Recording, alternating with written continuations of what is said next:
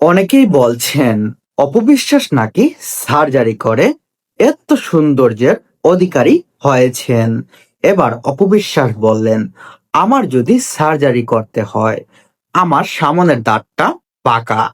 আপনারা সবাই লক্ষ্য করছেন কিনা জানি না, তবে আপনারা দেখে নেবেন।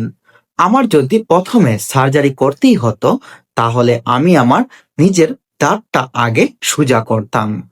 কারণ বাংলাদেশ সিনেমা ইন্ডাস্ট্রিতে নায়িকা হতে হলে আপনাকে সব দিক থেকে পারফেক্ট হতে হবে। আপনার দাঁত উঁচা, দাঁত বেঁকা, এইসব নিয়ে বাংলা সিনেমা ইন্ডাস্ট্রিতে নায়িকা হবার এখন আর প্রচলন নেই। তাই আমি কখনোই সার্জারি করিনি। আমি নিয়মিত জিম সেন্টারে ভর্তি হয়েছি, সেখানে নিজের বডি ফিটনেসের জন্য রুটিন মেনটেন করতেছি। আমার মুখের পরিবর্তনের জন্য অনেক জিম, অনেক এক্সারসাইজ আছে, অনেক খাবার রুটিন আছে, সেইগুলা কন্ট্রোল করে নিয়মিত সেইগুলা আমি ফলো করছি। তাই যারাই আমাকে বলছেন আমি সার্জারি করে সুন্দর হয়েছি, আসলে সেটা গুজব বলে উড়িয়ে দিয়েছেন অপবিশ্বাস। তিনি বলেছেন এটা তার ন্যাচারাল